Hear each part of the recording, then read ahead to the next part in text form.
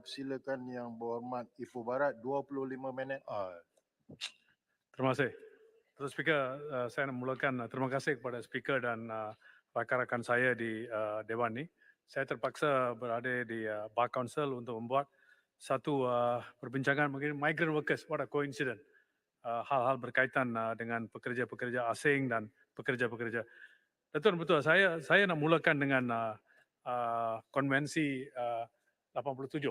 Saya rasa ini adalah satu yang besar dan mustahak di mana dalam ini 64 tahun kita tidak memberi perhatian kepada perkara ini, dan bila Pakatan Harapan merajui kerajaan, kita telah mengadakan sesi libat dengan MTUC, dengan Coalition of Labour Reforms dan juga dengan Employers Federation, di mana dan stakeholders yang lain, di mana kita memberitahu apakah niat dan kenapakah Freedom Association perlu dibuat. Semestinya bila ada Freedom of Association, ia akan melibatkan satu siri yang luar biasa, di mana kita nampak bahawa lebih union akan ditubuhkan, dan ini akan menjadi satu competition kepada union-union yang sedia ada. Ini akan dikatakan menjadi masalah yang besar. Saya difahamkan, saya telah diberitahu oleh kawan-kawan saya di Dewan ini bahawa ada beberapa union juga yang tidak setuju kepada menginkorporasikan konvensi 87 iaitu Freedom Association. Datuk Yang Bertuah, kita perlu faham, macam bila kita meraju kerajaan, saya dah kata, kalau kita nak ingin mentubuhkan satu parti politik, sesiapa juga di negara ini boleh menubuhkan parti politik mengikut kriteria-kriteria. Tetapi undang-undang yang sedia ada mengenai kesatuan pekerja menyatakan bahawa jika ada satu kesatuan pekerja yang mewakili sektor tersebut, lagi satu baru tidak boleh ditubuhkan. Ini ada beberapa kes juga berkaitan dengan perkara ini, dan kita berasa dari perbincangan yang kita telah buat dulu, dan saya berterima kasih kepada Yang Berhormat Menteri yang membawa rang undang-undang ini, walaupun hajat beliau adalah di sesi yang lama untuk membawa rang undang-undang ini, tetapi telah tergendala sedikit kerana perlu perbincangan dengan stakeholders. Dan saya percaya bahawa Freedom Association ini adalah berpatutan, tetapi ada beberapa pandangan bahawa ia membawa kehakisan eroding the rights of workers. Ini perlu tengok dalam rang undang-undang ini. Dan juga ada beberapa pandangan dari Sekatuan Kerja yang mengatakan bahawa tidak ada perbincangan dengan mereka. Saya nampak dari penerangan yang mereka beri semalam, di mana 34 kali libat terus telah dijalankan, dan sewaktu kita merajui kerajaan, lebih kurang separuh, lebih kurang 14 lebih perjumpaan telah diadakan dengan stakeholders, dan mereka semua berpendapat pada masa itu adalah bahawa Freedom Association ini perlu. Maka saya berpendapat walaupun ada beberapa masalah berkaitan dengan Freedom Association, saya harap kerajaan dapat berjumpa balik dengan stakeholders, terutamanya Sekutuan Kerja, unions dan juga employers, dan memberi keterangan yang lebih dalam supaya mereka faham apakah niat ini. Tetapi mari kita tengok, adakah ini satu perkara yang baru? Datuk Yang Bertuah, saya hairan. Ini konvensi ini bukan baru. Konvensi ini telah diterima oleh ILO pada tahun bila? 1947. 70 lebih tahun dulu telah diterima dan diguna pakai di lebih kurang 80-90% negara di dunia ini. Dan kita, saya percaya, adalah sedikit lambat. Biar lambat asalkan selamat dikatakan. Maka saya harap ini akan memberi lebih dorongan kepada semua orang pekerja-pekerja untuk terlibat dalam penubuhan unions dan juga terlibat dalam hal ini. Dato' ini betul. Saya nampak dari beberapa tahun kebelakangan ini, kita perlu darah baru. We need new blood in the union thing. Kita nampak kalau bila saya pergi ke Singapura semasa saya menteri, saya ada berjumpa dengan ahli-ahli Persekutuan Kerja yang hanya berumur 21 tahun, 22 tahun dan mereka sangat terlibat dalam hal ini. Saya nampak keadaan yang sama di Eropah, tetapi di Malaysia nampaknya kurang. Ini kerana tidak ada inisiatif atau insentif yang tertentu oleh majikan. Kita faham majikan berpendapat Dato' Betul bahawa the more unions you have, the more trouble you have. Itu pandangan yang lama. Saya akan terangkan forced labor dan sebagainya kenapa kita perlu more unions, dan ini kerajaan patut memberi lebih galakan, dorongan dan perlu reach out kepada pekerja-pekerja di negara ini. Saya segan tetapi satu angka yang saya nak bagi tahu bahawa kalau orang tanya kita ada macam-macam union di negara ini, berapa peratus mereka adalah ahli kesatuan kerja? Dato' Bertua, malu. Kita tak sampai 5% sahaja pekerja-pekerja di negara ini menjadi ahli kesatuan kerja. Lagi teruk, dari 5% tu, the civil servants are more than the private sector. Mana boleh? You cannot accept this kind of logic at all. Jadi ada sesuatu kecacatan yang tertentu. Saya harap kesatuan sekerja di negara ini dan juga kerajaan akan melibatkan untuk memberi galakan kepada mereka. Jadi apa yang kita buat semasa kita merajui kerajaan? Bila kita merajui kerajaan, saya sendiri telah mendapat kebenaran Kementerian Kewangan mengagihkan RM500,000 kepada departmen ini supaya mereka dapat do the outreach program untuk berjumpa dengan pekerja-pekerja biasa, memberitahu hak mereka, kenapa keperluan untuk menjadi ahli baik dan negatif dan positif. Ini memberi galakan kepada mereka. Sekarang tidak ada sedemikian. Ada banyak majikan-majikan seperti yang saya kata, the more unions, the more trouble. That is the old school. Tidak lagi. Sekarang it will be good for the employers, good for the government, good for stakeholders kalau mereka ada lebih union. Saya akan bagi terangkan lagi sebab-sebab tertentu. Saya memberi, saya pohon agar kerajaan akan menggunakan lunas ini supaya do a reach out.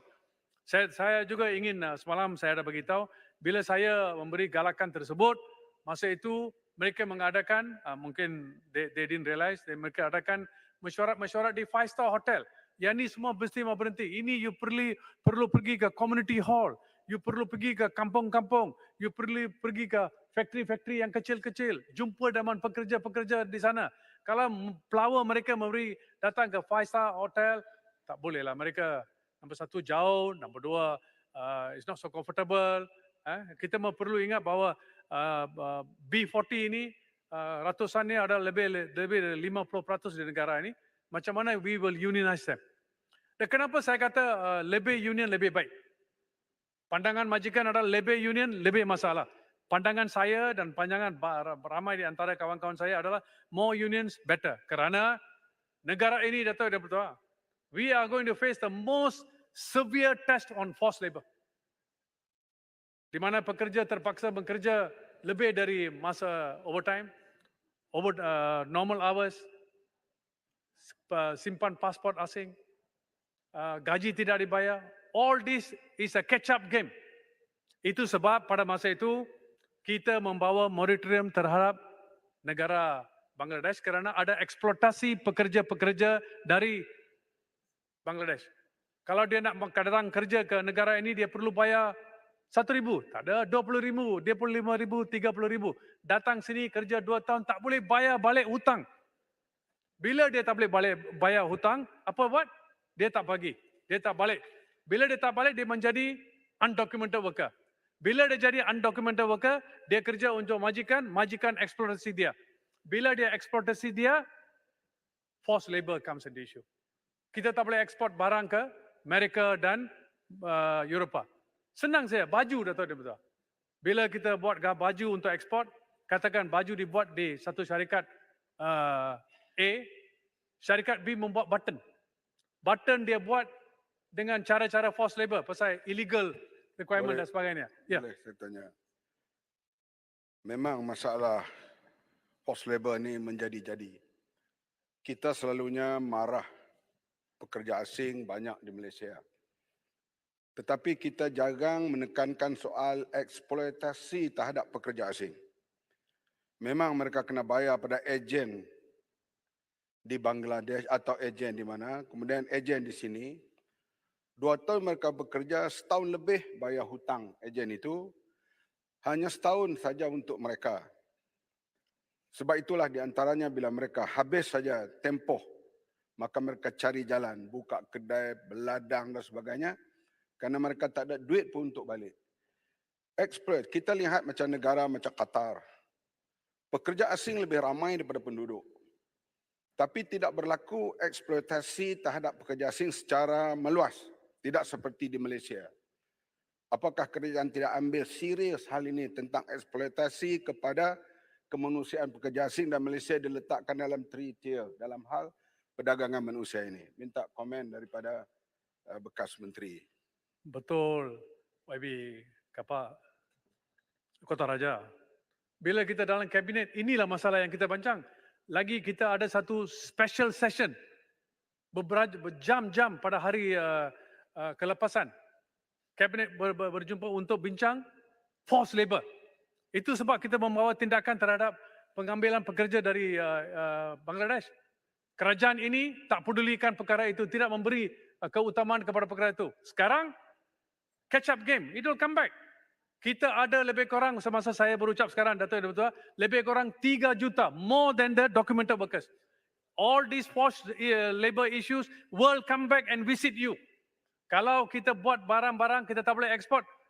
Yang berhormat Kota Raja, masalah apa dia? You boleh buat. Yang baik sekali dalam dunia. Kalau orang tak beli, apa guna? So how do you address forced labor? This is the matter. Ini saya kata, kalau kita ada lebih sekutuan kerja, ada aktiviti mereka on the ground, they know. Mereka akan lapor balik. Jadi soalan yang terlibat dalam perkara ini, saya setuju 100% dengan Kota Raja. Kerana beliau pun ada di kabinet masa itu dan terlibat dalam perbincangan. Dan kita mau warga asing yang bekerja di sini juga menjadi ahli kesatuan kerja. Kita mau mereka kalau diberi sedikit kelonggaran. Adakah ini akan dibuat dengan perubahan-perubahan yang kita bawa hari ini di rang undang-undang ini? Ini menjadi satu interpretasi yang bagus, yang mustahak, kerana kalau tidak kita tidak memberi ruangan kepada pekerja asing menjadi mengambil bahagian dalam trade union, kesatuan sekerja, ini akan menjadi masalah. Satu di antara hasrat kerajaan adalah ini CPTPP. Ini pun menjadi masalah. Kita menjadi anggota, that's one, my shock. Saya dah dulu banyak kali dah kata, macam kita mentandatangani Arms Trade Treaty. Arms Trade Treaty, terus New York, kita punya duta pergi sign. Lepas sign, baru ingat, alamak, ada obligasi-obligasi tertentu. Sampai sekarang, tak mengikut terma-terma Arms Trade Treaty. Saya harap bila mensainkan CPTPP, ingat dengan baik-baik. Adakah kamu boleh ikut mengobligasi-obligasi tertentu? Kerana satu di antaranya pandangan CPTPP adalah membawa pembaruan undang-undang yang macam kita bawa hari ini. Tetapi adakah kita akan mengikut semua terma-terma yang dikendaki? Saya tahu departmen tersebut ada ketua pengarah dan sebagainya. Saya congratulate them. Mereka adalah kaki tangan yang bagus, yang perlu diberi lebih lunas, lebih ganjaran dan sebagainya supaya mereka dapat membawa lebih perubahan. Dato' Betul. Perkara yang lagi adalah di mana bargaining. Di mana kita nampak di sini ada perubahan di mana kali pertama isu yang sangat meruncingkan semua trade union di negara ini, kesatuan kerja adalah apakah akan jadi kepada bargaining rights kalau dia nak pergi membuat perbincangan dengan majikan, maka itu akan menjadi masalah kalau ada 2 union, 3 union. Ini macam mana mengatasi masalah ini? Saya rasa itu adalah satu yang perlu diambil tahu, dan saya terima baik bahawa mereka akan adakan selection di mana kalau ada 3 union itu akan mengadakan election sekaligus, dan pekerja akan pilih di mana antara 3 yang akan mewakili mereka dalam bargaining dengan majikan. Adakah itu baik atau tidak? Itu baik kerana ia memberi competition, membawa lebih keutamaan kepada hak pekerja. Mereka hak pekerja dapat disuarakan dan mereka boleh lawan untuk isu-isu pekerja. Ini saya rasa perlu diberi keutamaan. Saya rasa ini competition adalah bagus. Seperti saya kata sebelum ini, saya harap walaupun rang undang-undang ini kita semua support. Kita support, tapi kita harap departmen tersebut, ketua pengarah dapat mengadakan perjumpaan dengan MTUC, dengan stakeholders. Kerana saya difahamkan perbincangan itu tak cukup. Perlu lagi mengadakan libat terus kerana ada new governing body. Kita perlu memberi lebih perhatian kepada perkara tersebut. Dan saya nak tanya, bila rang undang-undang ini diluluskan, macam mana kerajaan, apakah dia punya taksfiran, berapa lagi ahli boleh ditambah? Dalam tempoh masa 5 tahun, 10 tahun dan sebagainya. Bila kita merajui kerajaan, satu di antara my dream adalah, mimpi saya adalah sekurang-kurangnya 20% pekerja di negara ini menjadi anggota Persekutuan Pekerja. Ini akan menguatkan, dan dengan forced labor, saya rasa kerajaan must doubly work supaya dapat memastikan peranan pekerja dan juga untuk arrest forced labor. Seperti saya kata, Dato' forced labor is a curse of the nation. It's going to be a big issue. It's not a small matter. Orang ingat forced labor ni kita boleh lari. You try to run. You run, they will catch you. Kita boleh lari. Mungkin Malaysia dia tak boleh lah. Kita di dalam. Orang kita nak ekspor barang, kita ada masalah. Jadi dengan bargaining ini ada cara bagus. Tetapi satu saja saya ada sedikit tak berapa senang hati adalah mengenai bila mogok. Mogok ini, Dato' Berdua, kita cadangkan. Saya tahu ILO, semalam bila saya bangkitkan perkara itu, dia kata ILO bercadang bahawa macam Padaranggas akan setuju kepada saya, kalau mogok, jangan mogok di sini saja, mogok di Padaranggas pun boleh. Kalau dia kata 60% ahli perlu bersetuju sebelum mogok boleh dilancarkan. Semasa kita merajui kerajaan, kita bercadang 50%. Dan saya harap kerajaan akan mungkin boleh buat regulasi dalam hal ini supaya mengurangkan dan menaikkan peranan pekerja-pekerja di negara ini supaya kita we empower them. Kita perlu peranan lebih besar. Dato' Berdua, ada banyak syarikat-syarikat di dunia ini di mana di setiap board tersebut, directors atau shareholders adalah pekerja. Hanya Malaysia dan negara-negara yang beberapa negara yang tidak ingat besar big picture peranan yang boleh dimainkan oleh pekerja-pekerja. Ini adalah satu di antara, kalau kita ada konsultansi yang biasa, kita semestinya boleh buat dengan perkara tersebut. Dan dalam hal ini, National Labour Advisory Council, semasa kita merajui kerajaan, setiap bulan sekurang-kurang 1 kali mengadakan pertemuan di antara Persekutuan Kerja, majikan dan other stakeholders macam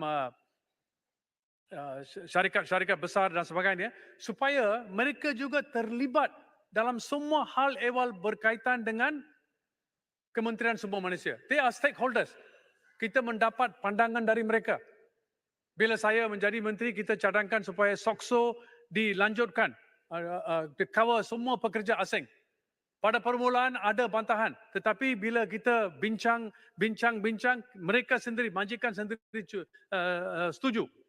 Dan ini adalah di antaranya, saya rasa boleh dibuat oleh menteri dia semestinya patut mengambil kira, kementerian patut ambil kira dan adakan committee meeting supaya lebih orang terlibat dalam membuat satu keputusan untuk pekerja di negara ini. Jangan kita eksklusif in a very elusive and exclusive zone, mengelakkan untuk menjawab atau menjadi scrutiny kepada pekerja-pekerja dan juga stakeholders. Dato' ini betul.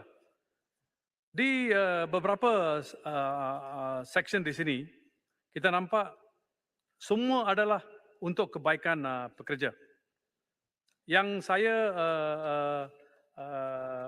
mau mencakap terima kasih adalah perbincangan yang mereka telah buat dengan semua ahli parlimen semalam. Saya itu adalah satu inisiatif yang bagus yang kita buat selepas Memorandum of Understanding disign pada tahun dulu. Ini membuat libat terus dengan pihak-pihak berkaitan dan kalau kita tengok ahli parlimen pun ada yang terlibat dengan Persekutuan Kerja. Ini juga adalah satu direction yang bagus dan kita perlu tahu bahawa kerajaan setiap kerajaan yang merajui negara ini dia kerap kali menjadi sangat-sangat kawan ketat dengan Persekutuan Kerja. Baru-baru ini Perdana Menteri pun pergi ke May Day celebration. Very good. Lepas dia pergi May Day celebration, dia kata, "Oh, saya agihkan 4 juta ringgit untuk MTUC." Soalan saya adalah, mengagihkan 4 juta ini, apa dia investment, return of investment? Apakah dia akan buat? Adakah kriteria dia guna pakai atau just bagi sebagai macam bila orang kahwin bagi dia duit 300, 400 macam tu kah? Atau untuk membeli undi? Kerana election saya difahamkan tak lama lagi ya. Jadi ini memberi insentif kepada mereka.